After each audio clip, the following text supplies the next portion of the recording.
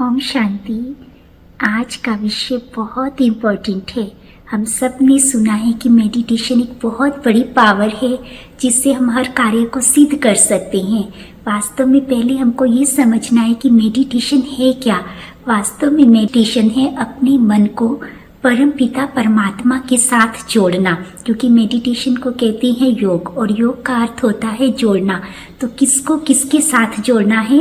अपने मन को परम पिता परमात्मा के साथ जोड़ना है, क्योंकि इस दुनिया में अगर सबसे बड़ी सत्ता है तो कहती हैं वो है परमात्म शक्ति, परम पिता परमात्मा। और उसके बाद कोई दूसरी बड़ी शक्ति है तो वो हम सब आत्माएं हैं। और हमारे पास भी एक बहुत बड़ी शक्ति है जिसको कहते हैं संकल्प शक्ति, या जिसको कहते हैं मन की शक्ति। कहते हैं जिसने अपने मन को जीत लिया वो पूरे जगत को जीत सकता है। तो जब तक हम उस परम पिता परमात्मा के साथ अपने मन को नहीं जोड़ेंगे तब तक हम इस मन को जीत नहीं सकते हैं, क्योंकि उससे हमको वो पावर मिलती है जिससे हम अपने मन को साधना सीख जाते हैं, हम अपने मन को सही राह पर लाना सीख जाते हैं, हम अपने मन को नियंत्रित करना सीख जाते हैं।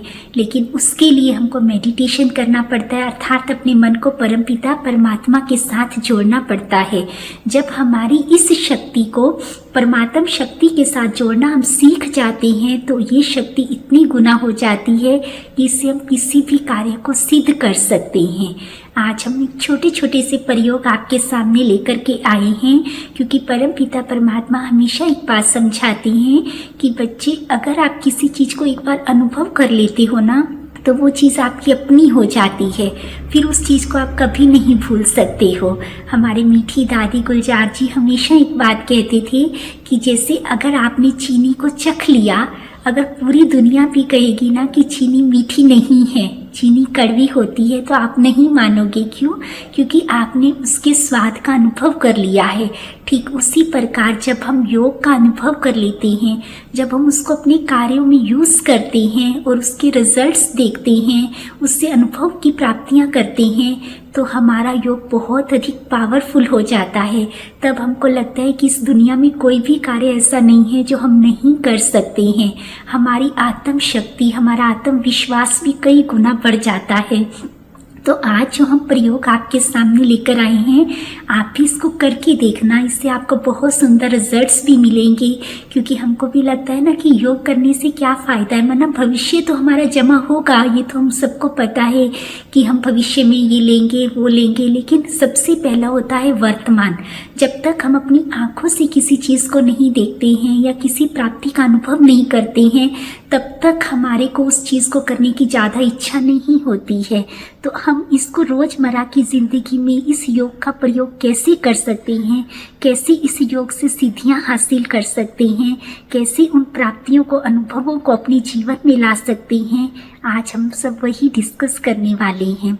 सबसे पहले हम अनुभव शेयर करना चाहते हैं कि स्वयं ब्रह्मा बाबा ने अपने बच्चों को कैसे योग का प्रयोग करना सिखाया था।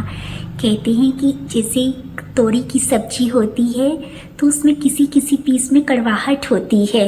तो एक बार जब भंडारे में सब्जी बनाई गई तो उसको टेस्ट करना भूल गए, तो उसकी वजह से जैसे कुछ तोरी कड़वी रही होंगी, तो फिर जैसे ही उसको बनाया गया तो बहुत सारी सब्जी थी, तो कुछ तोरी कड़वी होने की वजह से वो सारी ही सब्जी कड़वी हो गई। तो जब फिर दादी उनके पास, बाबा के पास गई कि बाबा सब्जी तो कड़वी बन गई है, अब बच्चे कैसे सब्जी को खाएंगे? तो बाबा ने बहुत सुंदर कहा, बच्चे दुनिया बना सकती है, क्या कड़वी सब्जी को मीठा नहीं कर सकती है योग बल से? तो बस फिर दादी ने कहा कि हम जितने भी भाई बहन थे, दादी, सभी ने वहाँ पर विधिवत योग किया और बाबा की पवित्र वाइब्रेशंस उस भोजन में डाली गई। और कमाल की वंडरफुल बात थी कि किसी भी आत्मा को जरा भी कड़वाहट का अनुभव नहीं हुआ। सभी भाई बहनों ने बहुत ही प्यार के साथ उस सब्जी को खाया। बात छोटी सी है कि सब्जी कड़वी से मीठी कैसे हो गई, क्योंकि वास्तव में ये हमारी संकल्प शक्ति का कमाल होता है। जैसे ही उसके अंदर ये संकल्प डाले गए कि ये सब्जी बहुत स्वादिष्ट है, बहुत मीठी है, जो भी आत्मा इस सब्जी को खाएगी उसको बहुत ही स्वादिष्टता का, उसको मिठास का ही अनुभव होगा। तो जैसे संकल्प के साथ वो सब्जी को बनाया गया और फिर उनके सामने रखा गया, तो वैसे ही संकल्प शक्ति जो दी गई वैसा ही उनको अनुभव हुआ। इसको कहते हैं योग का प्रयोग करना।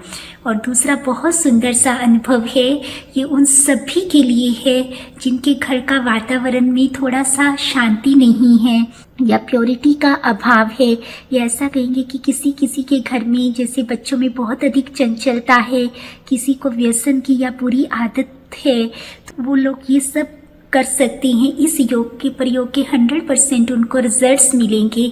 ये अनुभव शेयर किया एक माता ने, बहुत ही प्यारी सी माता।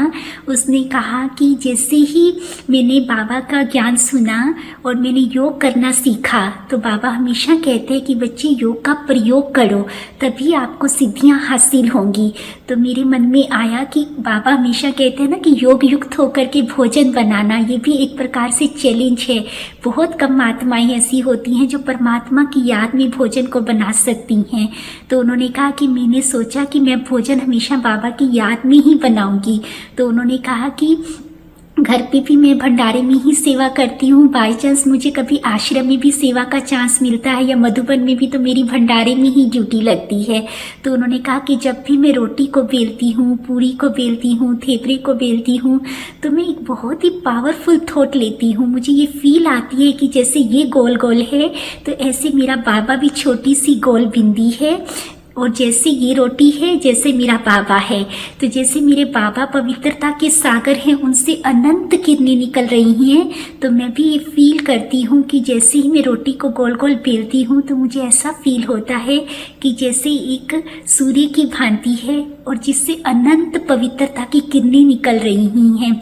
और मैं मन से उस एक एक रोटी के ऊपर ये मन से सम्मान लिखती हूँ कि मैं परम पवित्र आत्मा हूँ। और उसके बाद ये फील करती हूँ कि जैसे वो रोटी नहीं है, वो पवित्रता का सूर्य है और उससे अनंत पवित्रता की शक्तिशाली किरणें निकल रही हैं, और वो किरणें पूरे भंडारे में संपूर्ण मेरे घर में जा रही हैं। और सच में ऐसा ही फील होता है जैसे पूरा भंडारा, पूरा घर, पूरा सेंटर, पूरा मधुबन बाबा की उन पवित्र किरणों से भर चुका है। और मैंने कुछ ही दिन ये किया, मैंने फील किया कि जैसे इससे पूरे घर का वातावरण ही बदल गया है। हर एक आत्मा पहले से बहुत अधिक शांत हो गई है, उसकी सोचने की शक्ति कितनी सुंदर हो गई है। और किसी किसी को व्यसन की आदत थी तो वहाँ ये प्रयोग कराया गया, तो किसी किसी का व्यसन तो बिल्कुल ही छूट गया, नहीं तो उसमें कटौती तो अवश्य ही आई।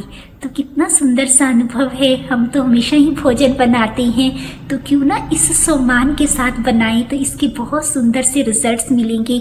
इससे घर का वातावरण शुद्ध हो जाएगा, इससे सभी आत्माओं के मन भी शुद्ध हो जाएंगे। और तीसरा बहुत सुंदर सा है कि इसको हम अपनी शारीरिक बीमारियों के लिए अच्छे से यूज़ कर सकते हैं। देखिए, आप किसी भी डॉक्टर के पास जाते हैं तो डॉक्टर किसी भी बीमारी के बारे में पूछने से पहले एक चीज़ ज़रूर पूछता है कि कहीं आपको कोई टेंशन तो नहीं है, कोई आपने सोच तो नहीं लगा रखी। देखो, दिखाने गए हैं हम तन को, लेकिन डॉक्टर का पहला प्रश्न क्या होता है कि आपके मन में तो कोई सोच नहीं चल रही है, आपको किसी प्रकार की कोई टेंशन तो नहीं है। क्योंकि हमारे मन का सबसे अधिक प्रभाव हमारे अपने तन पर पड़ता है। जो भी हम संकल्प करते हैं उनका सबसे अधिक प्रभाव हमारे अपने तन पर आता है। जैसे नेगेटिव का आता है, ऐसे पॉजिटिव का भी आ सकता है। तो मेडिटेशन है ही क्या? सकारात्मक संकल्प शक्ति को ही तो मेडिटेशन कहते हैं। तो अगर हम इसको अपनी बीमारियों के लिए यूज़ करें तो इसके 101% बहुत सुंदर रिजल्ट्स आएंगे। इसके तो इतने अनगिनत अनुभव हैं, आप इसी चैनल पर भी देख सकते हैं कि कैसे कैंसर जैसी बीमारी को भी आत्माओं ने मेडिटेशन के बल से जीत लिया। तो इसमें हमको फील क्या करना होता है, अगर आपके तन में किसी भी प्रकार की कोई भी बीमारी है तो आपको ये फील करना है कि जैसे परम पिता परमात्मा पवित्रता का सागर बिल्कुल मेरे सिर के ऊपर है और वो सूर्य की तरह चमक रहा है और उससे अनंत पवित्रता की किरणें निकल रही हैं और वो मेरे रोम रोम में जा रही हैं। अपने एक एक अंग में उन पवित्र किरणों को जाता हुआ देखो। और जहाँ पर आपको कोई भी रोग या बीमारी है, विशेषतः उस पार्ट में देखो, फील करो कि जैसे परमात्म शक्तियाँ, वो पिता परमात्मा की किरणें वहाँ जा रही हैं और वो मेरा बॉडी पार्ट हील हो रहा है। और आप कुछ ही दिन ये अभ्यास करके देखिए। इसका एक बहुत सुंदर सा अनुभव माउंट आबू में एक भाई जी ने शेयर किया। उन्होंने कहा, वास्तव में वो खुद डॉक्टर थे, उन्होंने शेयर किया था अपने पिताजी का ये अनुभव, और उनको भी बहुत हैरानी हो रही थी क्योंकि साइंस को मानने वाला व्यक्ति बहुत कम इन चीज़ों में विश्वास कर पाता है, परंतु जब उन्होंने अपनी आँखों से देखा तो अब उनको भी बड़ा वंडर लगा। उन्होंने बताया कि मेरे पिताजी को कैंसर हो गया। चूँकि मैं खुद ही इतना बड़ा डॉक्टर, तो मैंने बहुत सारे जहाँ जहाँ मेरी पहुँच थी, मैंने बड़ी कंट्रीज़ में, मतलब हर जगह मैं अपने पिताजी को लेकर के गया, क्योंकि मैं ये चाहता था कि मेरे पिताजी के जीवन को अगर मैं नहीं बचा पाया तो मेरे डॉक्टर होने का क्या फ़ायदा। मानो उनकी इतनी भावना थी कि मैं किसी भी तरीके से अपने पिताजी को बचा लूँ। लेकिन हर डॉक्टर ने जवाब दे दिया। उन्होंने कहा कि आपके पिताजी 15 या 20 दिन से ज़्यादा नहीं रह सकते, क्योंकि उनकी बीमारी लास्ट स्टेज पर है। क्योंकि मेरे पिताजी ब्रह्मा कुमारी संस्था से जुड़े हुए हैं और बहुत टाइम से मेडिटेशन का अभ्यास कर रही हैं, तो परंतु मेरी इतनी हिम्मत ही नहीं हो रही थी कि मैं अपने पिताजी को ये बताऊं। लेकिन शायद मेरे पिताजी को अंदर से आभास हो गया था, तो उन्होंने कहा कि बस मुझे अपने बाबा रूम में रहना है कुछ दिन के लिए, मैं ये चाहता हूँ, मेरी यही इच्छा है, अब मुझे किसी डॉक्टर को नहीं दिखाना। क्योंकि मैं भी अंदर से जानता था कि अभी कुछ नहीं हो सकता है मेरे पिताजी का। तो मैंने कहा ठीक है। तो हमने उनको अपने बाबा के साथ रहने के लिए ही, मतलब ज़्यादा हमने उनको कभी डिस्टर्ब नहीं किया, कभी कुछ नहीं पूछा। तो बाद में जैसे ही हमने देखा कि मेरे पिताजी दिन प्रतिदिन बहुत अच्छे दिख रहे हैं, स्वस्थ दिख रहे हैं। 15 दिन हो गए, 20 दिन हो गए, 25 दिन हो गए, महीना हो गया, 1.5 महीना हो गया, 2 महीना हो गया। उन्होंने कहा मैंने अपनी आंखों से देखा और मुझे यकीन नहीं हो रहा था कि मेरे पिताजी दिन प्रतिदिन स्वस्थ दिख रहे हैं, बहुत अच्छे दिख रहे हैं। और जब फिर उनका दोबारा से चेकअप किया गया तो सबको बहुत बहुत हैरानी हुई कि उनकी बीमारी 80% तक रिकवर हो चुकी थी। ये बहुत बड़ा मैजिक था हमारे लिए, क्योंकि हमने देखा था कि हमारे पिताजी की क्या स्टेज है। साइंस में उसका कोई भी इलाज नहीं था, फिर भी मेरे पिताजी कैसे ठीक हुए। जब उनसे पूछा गया तो उन्होंने कहा कि मैंने कुछ नहीं किया, मैंने सिर्फ मेडिटेशन का अभ्यास किया। मैं रोज़ ये फील करता था कि मैं पूर्णतः स्वस्थ आत्मा हूँ, पवित्रता के सागर की पवित्र किरणें मेरे ऊपर जा रही हैं और मेरी बीमारी ठीक हो रही है। और मैंने कुछ भी नहीं किया, क्योंकि मुझे पता है कि ड्रामा कल्याणकारी है, जो होगा मेरे लिए उचित होगा। अगर मेरी सांसें हैं तो भी अच्छा है, अगर मेरी ज़िंदगी इतनी है तो भी अच्छा है। लेकिन मैं ये चाहता था कि मैं जीवित रहूं, क्योंकि ये संगम युग बार बार नहीं मिलने वाला है। तो मैं बहुत अधिक कमाई करना चाहता था, मैं अंदर से चाहता था कि मैं जीवित रहूं। तो इसीलिए मैंने मेडिटेशन का अभ्यास किया और मुझे सच में इसका रिजल्ट मिला। तो उस दिन के बाद उन्होंने कहा कि मैं भी मानता हूँ कि साइंस की शक्ति अपनी है, लेकिन इससे भी बड़ी एक शक्ति है जिसको कहते हैं हमारी अपनी संकल्प शक्ति या परमात्म शक्ति। वास्तव में वो जो कार्य कर सकती है वो दुनिया में कोई नहीं कर सकता। तो सच में ये मेडिटेशन एक ऐसी पावर है जिससे हम जो चाहे वो कर सकते हैं। अनगिनत बच्चों के ये अनुभव आते हैं कि मेरे को बहुत डर लगता था, मैं स्टेज पर खड़ा नहीं हो सकता था, लेकिन जब से मैंने इस सम्मान का अभ्यास किया कि मैं मास्टर सर्वशक्तिवान हूँ, स्वयं परमपिता परमात्मा मेरे साथ है, मैं हमेशा अनुभव करता था कि जहाँ भी जा रहा हूँ परमात्मा पिता को अपने साथ लेकर के जा रहा हूँ, क्योंकि वो तो एक ऐसी सत्ता है जो दिखाई भी नहीं देती और हर वक्त हमारे साथ भी जा सकती है। मैं कभी भी एग्जामिनेशन हॉल में जाता था, कई बच्चों को इतना डर होता है, इतना फोबिया होता है, मतलब वो एग्जाम्स देने से पहले ही सब कुछ जो याद किया होता है वो भूल जाते हैं। परंतु जितने भी बच्चों ने इस सम्मान का अभ्यास किया कि मैं मास्टर सर्वशक्तिवान हूँ, स्वयं परम पिता परमात्मा मेरे साथ है, उन्होंने सच में इसके बहुत सुंदर रिजल्ट्स देखे। वास्तव में इसको हम साइंस भी कह सकते हैं, इसको हम रिलीजियस माइंडेड भी कह सकते हैं, दोनों ही चीज़ें हैं। क्योंकि साइंस भी तो ये सिखाती है ना कि जो हमारी संकल्प शक्ति कमाल करती है वो कोई नहीं कर सकता है। साइंस में भी जितनी भी इन्वेंशंस हुई कहाँ से हुई, हमारी अपनी ही पावर का तो कमाल है ना। एक इंसान है जो कितने बड़े बड़े इन्वेंशंस निकाल रहा है, इतनी बड़ी बड़ी आविष्कार कर रहा है, जिसने जीवन को कितना सरल कर दिया है, तो उसने कहाँ से किया, कहाँ से आई उसके पास? जैसा वो है वैसे ही तो हम सब हैं, बस फर्क इतना होता है कि हम अपनी उस संकल्प शक्ति को कितना यूज़ कर रहे हैं। कोई अपनी उस संकल्प शक्ति को थोड़ा यूज़ करता है, कोई बहुत ज़्यादा और कोई बहुत बहुत ज़्यादा करता है। परंतु एक बात है कि जब हम उस संकल्प शक्ति को उस सुप्रीम पावर के साथ जोड़ देते हैं, तो जो वो कमाल करके दिखाती है वो दुनिया में कोई नहीं कर सकता। तो सिर्फ कहने का अभिप्राय इतना है कि आप मेडिटेशन कर रहे हैं, रोज़ मुरली सुन रहे हैं, लेकिन आज से एक कार्य और करना है कि जब भी जीवन में कोई भी प्रॉब्लम आए, जब भी कोई बात आए, ये नहीं है कि आपको दवाई नहीं लेनी है, आपको मेहनत नहीं करनी है, वो सब तो करना है, लेकिन उनके साथ एक और एडिशन करेंगे। हर कार्य में योग को भी जरूर प्रयोग करेंगे, हर कार्य में योग युक्त होकर के करेंगे। इससे क्या होगा देखना, आपका योग बहुत सुंदर लगेगा, क्योंकि जिसको जितने अनुभव होते जाएंगे उसका योग उतना ही पावरफुल, उतना ही गहरा होता जाएगा, क्योंकि वो अपने अनुभवों से अनेक आत्माओं को अनुभव कराएगा और वो आत्माएं भी आपको दुआएं देंगी, जिससे आपका तो अपनी प्राप्ति हुई थी, लेकिन अनेक आत्माओं की दुआएं मिलने से वो आपका अनुभव कई गुना बढ़ जाता है और फिर जिससे आपको प्राप्तियां भी कई गुना होती हैं। तो आज से एक संकल्प कीजिए, जब भी दुनिया में या जीवन में कभी भी कोई भी प्रॉब्लम सामने आए, कोई भी बात आए, कोई भी आपने सफलता हासिल करनी है, सफलता हासिल करने के लिए तो आपको रोज़ सुंदर एक बहुत सुंदर सा मेडिटेशन करना है, फील करना है। आप कोई भी कार्य में हैं, किसी भी कार्य में हैं, अगर आप चाहते हैं कि मुझे सदा हर कार्य में सफलता मिले, तो रोज़ सुबह उठते ही बाबा को गुड मॉर्निंग करके ये फील करना है कि जैसे स्वयं जगमगाती हुई ज्योति, स्वयं निराकार परम पिता परमात्मा ईश्वर अल्लाह गॉड नीचे धरती पर आया और उस सितारे ने आपके मस्तक के ऊपर बहुत सुंदर सा विजय का तिलक दिया। और उस तिलक के अंदर इतनी शक्तियाँ हैं कि अब आप जिस भी कार्य को करोगे, आपकी हर कार्य में 100% सफलता निश्चित है।